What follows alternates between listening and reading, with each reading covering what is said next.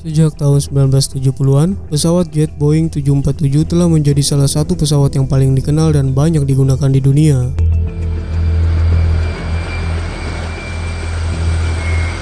Namun, hanya sedikit yang menyadari banyak pesawat yang dimodifikasi khusus yang dikembangkan Boeing menggunakan rangka Boeing 747 ini.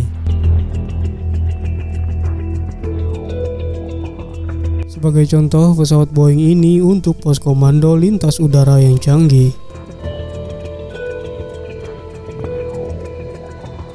Rencana besar ini dirancang khusus untuk bertindak sebagai komando dan kontrol pesawat militer untuk Angkatan Udara Amerika Serikat.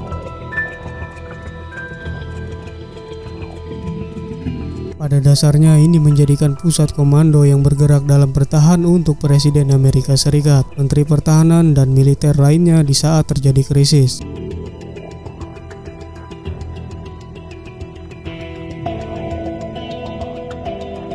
Seperti yang Anda pikirkan, pesawat ini memiliki sejumlah kemampuan yang sangat unik.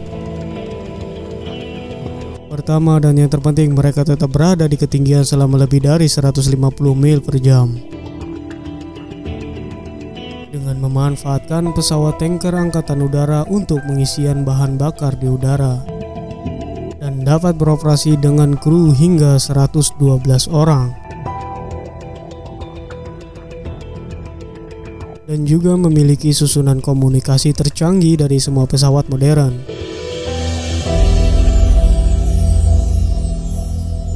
Ia juga mampu bertahan dari gelombang elektromagnetik dan juga ledakan EMP.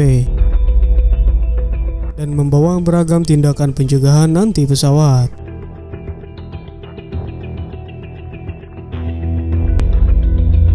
Yang kita lihat di sini bagian dalam E-4B tidak seperti kebanyakan pesawat lainnya.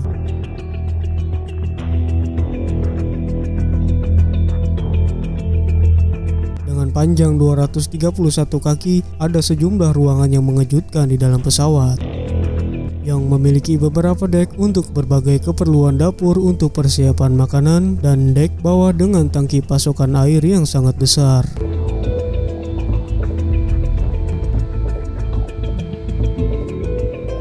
Bagian kokpit juga banyak dimodifikasi untuk memfasilitasi avionik dan sistem tenaga lanjutan pesawat.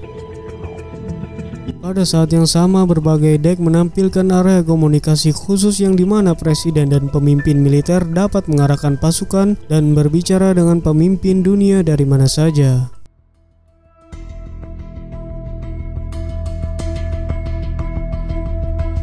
Secanggih-canggihnya pesawat E-4B ini masih menggunakan sejumlah instrumen analog karena memiliki perlindungan EMP yang lebih baik dari sistem digital.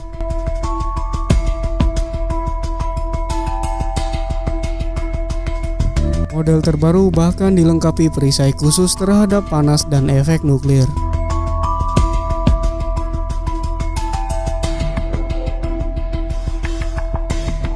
.54 proyek dimulai pada awal tahun 1970-an pada puncak Perang Dingin. Pada saat itu resiko serangan nuklir dianggap jauh lebih nyata, sehingga gagasan tentang pusat komando bergerak yang menghabiskan waktu hingga seminggu di udara.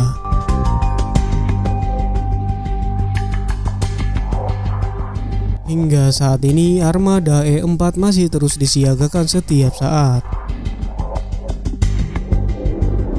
Badan Manajemen Darurat Federal masih sering menggunakan pesawat ini untuk membawa kru darurat ke daerah bencana. Contohnya seperti yang disebabkan oleh badai Katrina dan badai Opal, setidaknya satu E-4B disimpan di Pangkalan Udara Andrews dan Pangkalan Udara Wright-Patterson dengan kru penuh dan siap beraksi.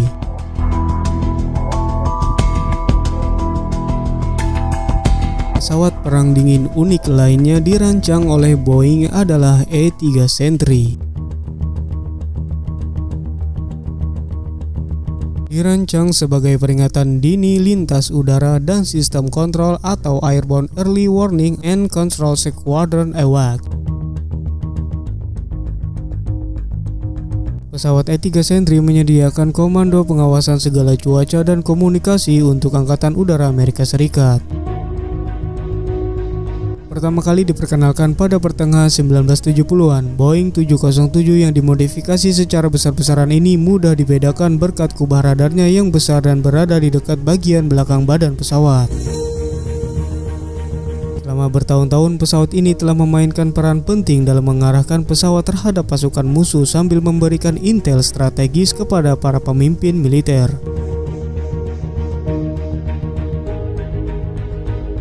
Radar rotodom memungkinkan E-3 untuk mengidentifikasi dan melacak kekuatan airborne dari jarak yang ekstrim, sehingga memungkinkan misi pengintaian dan intersepsi yang lebih tepat.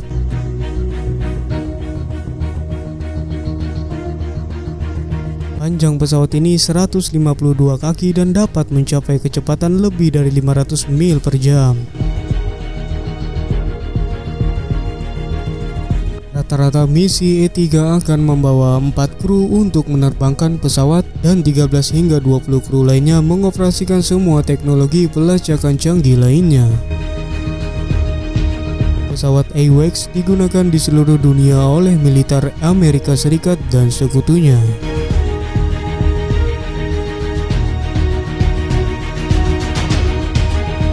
Pesawat ini sangat kompleks dan memerlukan perawatan rutin agar tetap siap menjalankan misinya. Setiap sistem harus dievaluasi dengan benar sebelum melaksanakan misi untuk memastikan bahwa sistem berfungsi dengan baik, mulai dari avionik, roda pendaratan, hingga radar. Meskipun bukan pesawat dengan ketinggian tinggi, E-3 membawa oksigen cair dalam jumlah yang cukup untuk kabin dan awak pesawat.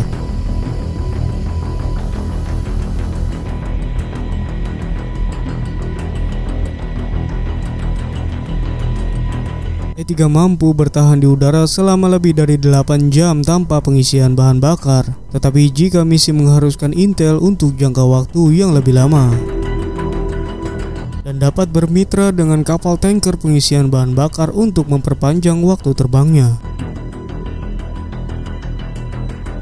Interior E-3 didesain secara khusus untuk menyampaikan informasi sebanyak mungkin dan secepat mungkin.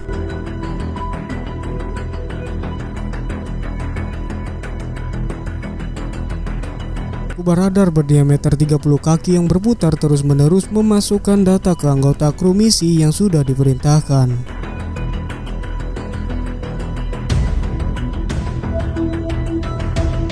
Sedangkan pesawat lain dan pasukan di darat secara bersamaan berada di pusat komando. Misi berbasis di darat dengan anggota tim pria dan wanita yang bekerja memberikan informasi cuaca data, medan perang, dan peringatan dini potensi aksi musuh kepada pihak-pihak yang diperlukan.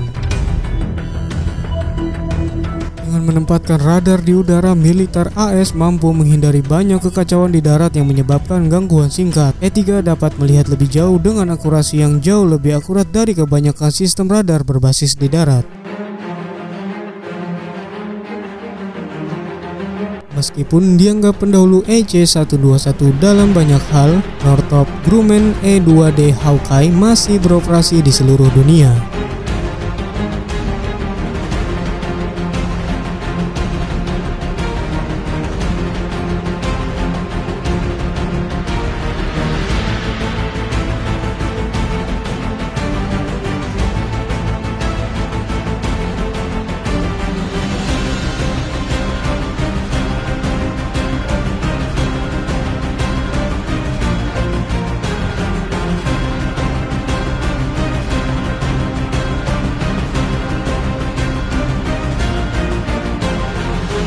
Sedangkan pesawat E-2 mudah dikenali berkat kubah radar yang berputar berdiameter 24 kaki dan menutupi hampir seluruh bagian atas pesawat yang panjangnya hanya 57 kaki.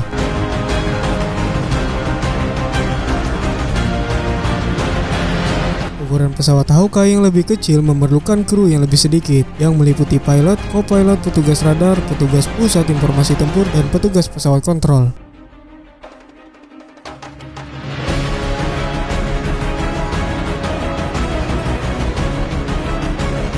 Para kru ini menggunakan teknologi canggih untuk mengidentifikasi ancaman potensial terhadap armada jauh sebelum mereka dapat dilihat dengan metode pelacakan tradisional.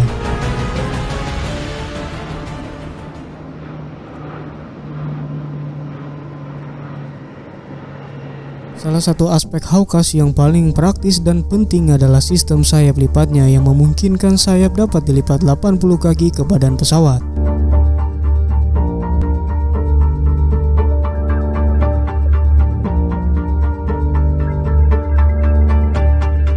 Hal ini memungkinkan pesawat lebih mudah disimpan di atas kapal induk. Meskipun bukan pesawat terbesar yang beroperasi dari kapal induk, peluncuran dan pemeliharaan E-2 Hawkeye membutuhkan banyak koordinasi dari menara pelayanan penerbangan dan personel dek penerbangan.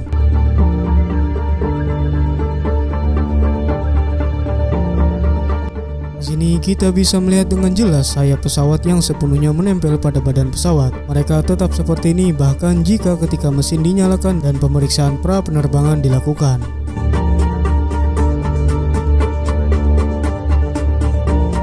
Setelah pesawat berada di posisinya, pesawat dipasang pada ketapel dengan sayap yang dibuka sepenuhnya dan diluncurkan dengan kecepatan hingga 130 mil per jam.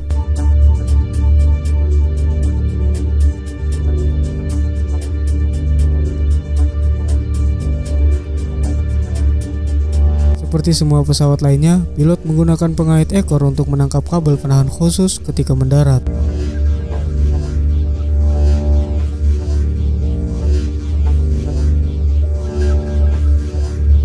Sehingga memungkinkan E-2 berhenti dengan aman dan cepat.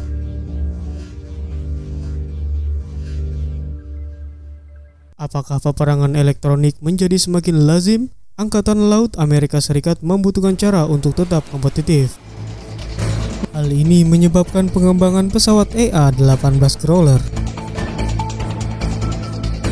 Pesawat EA-18 Super Hornet yang dimodifikasi dirancang khusus untuk berpartisipasi dalam skenario peperangan elektronik.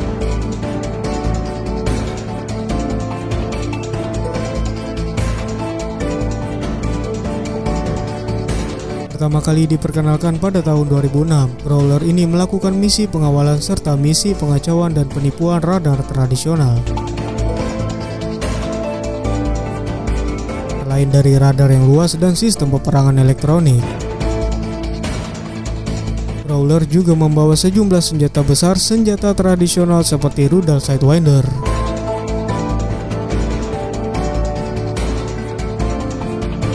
Namun demikian, titik eksternal ini sering digunakan untuk membawa pot jamming khusus yang membantu memfasilitasi misi peperangan dan pertahanan elektroniknya.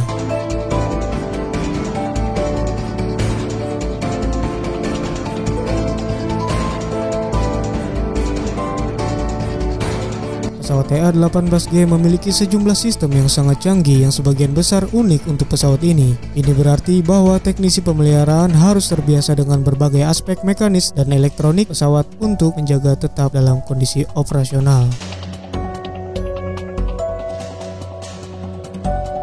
Growler juga telah banyak dimodifikasi selama bertahun-tahun untuk mengikuti peperangan elektronik yang terus berubah. Sama mengesankannya, pesawat E-18 ini tidak memiliki jangkauan dan waktu terbang yang terkait dengan E-3 dan E-4B. Hal ini dapat diatasi melalui penggunaan tangki dan bahan bakar eksternal, tetapi ini juga dapat mempengaruhi berat dan fungsi pesawat secara keseluruhan. Untungnya, pesawat E-18G sepenuhnya mampu mengisi bahan bakar di udara menggunakan prop dan drop system.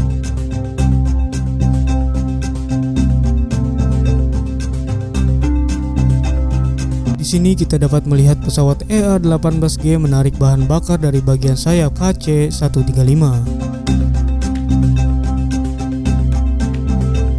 Perhatikan bahwa pesawat khusus ini tidak terisi penuh untuk pertempuran.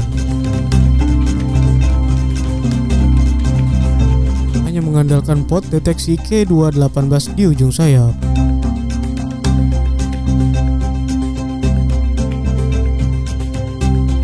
Sistem peperangan elektronik ini dirancang untuk situasional airborne dan pengumpulan sinyal intelijen.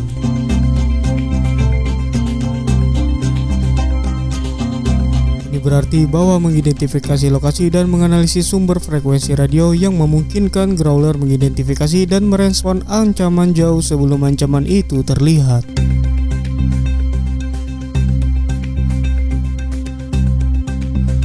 melihat semua jenis peperangan modern baru ini, setiap detik sangatlah berarti. Terima kasih sudah menonton video ini. Tunggu kami di episode berikutnya.